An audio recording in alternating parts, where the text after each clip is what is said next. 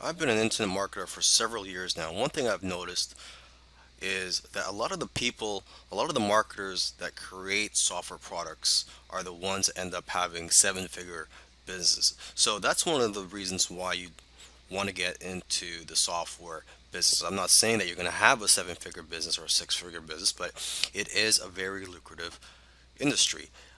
Software products, they have a higher perceived value than all other forms of digital products such as ebooks, video courses, audiobooks, etc.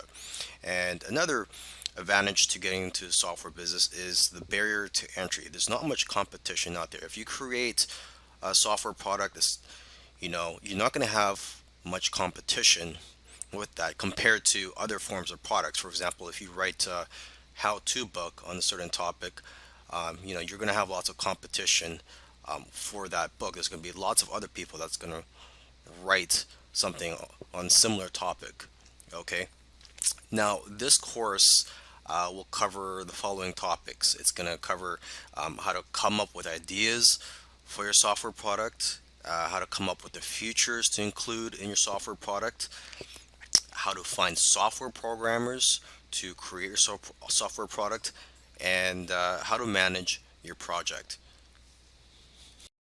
Coming up with ideas for your software. So before you create a software product, you need to know what it's going to bring to the table. You need to know what problems it's going to solve, because that's what what software tools do, is that they solve problems or potential problems. Okay, so first let's start with ourselves. Okay, do you have a problem in your business or personal life that can be solved with a software tool? Because let's face it, if you have a problem, I'm pretty sure there's going to be other people out there with similar problems as you. Okay, so your problem is not unique to yourself. You must also know your target audience that you plan to sell your software to. So basically, it comes down to two things. Okay, consumers have a particular problem that needs to be solved, and two, they are looking for something that will make their life easier. Okay, you can also look at social media, forums, and your customer base to get an idea of what types of problems your customers or potential customers have and what they're willing to pay for. Because most of the time, people will tell you what they want, and if you give it to them, they will buy it. Okay, and oftentimes it's simply a matter of taking something that already exists and making it better, or expanding on the current software. So you got to ask yourself, what software out there has room for improvement? Okay, and you got to remember this: it's not about just creating and selling software products. There's a lot of money to be made in selling software products. Don't get me wrong, but it's also about knowing what software products to create. So that's why it's important to know your target audience and know what it's like to be in their shoes.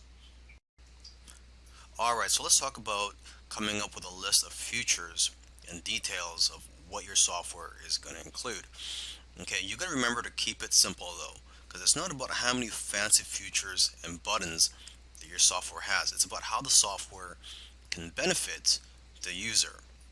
Okay, because sometimes it's the most simple software that can become a best selling product. Okay, but before you can approach a software developer, you must have a list of features and details about the software product you plan to create. Okay, so to get ideas, you can look at other software products in a similar industry. And also, what you can do is go to a website called hotscripts.com. And this site includes programs and scripts in every popular programming language. So this is a great way for you to get familiar with the different types of software out there. And you could also read the reviews for the various software products on that site. And basically, the more knowledge that you have, the better the software you can have developed. Now let's talk about finding software programmers for your project. Now there are various sites that you can go to find programmers where they will bid on your projects, and you can select the programmers based on the best price. But remember, you have to also make sure to select programmers based on their skills, and how well you feel comfortable working with them. Okay, so I've listed a few sites, the most popular sites where you can find programmers. There's rentacoder.com, elance.com, scriptlance.com, and guru.com. And you can also go to coding forums or other types of forums where programmers hang out to find people that are passionate about creating software products. Okay, so now when you visit these sites where programmers could bid on your projects, you have to know how to present your project. So make sure to first view how other people are listing their projects and how they are describing them on these sites.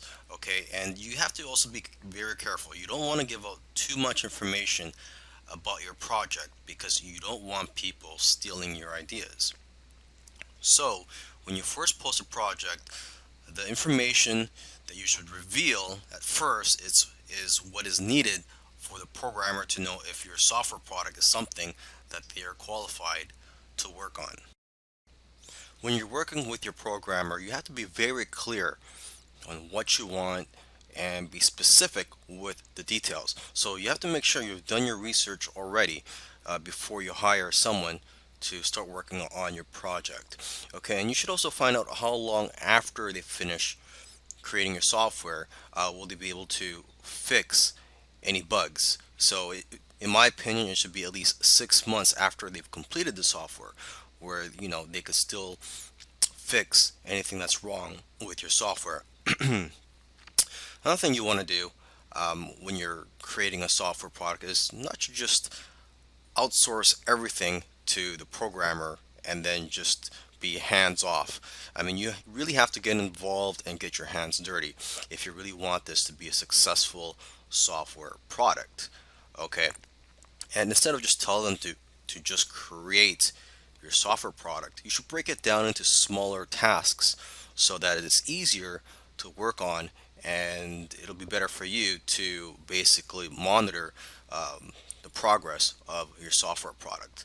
Okay, so for example, you can have weekly or bi-weekly tasks or goals for them to complete to make it easier for you to manage this project. Okay, and you could also encourage your programmers or coders by giving them bonuses for doing well on some of the tasks that you give them. Okay, and you also want to let your programmers know ahead of time what your budget is so they know what to expect. And so with that being said, you shouldn't pay by the hour because it's hard to track the actual hours that they work, and that only encourages people to take their time on your project.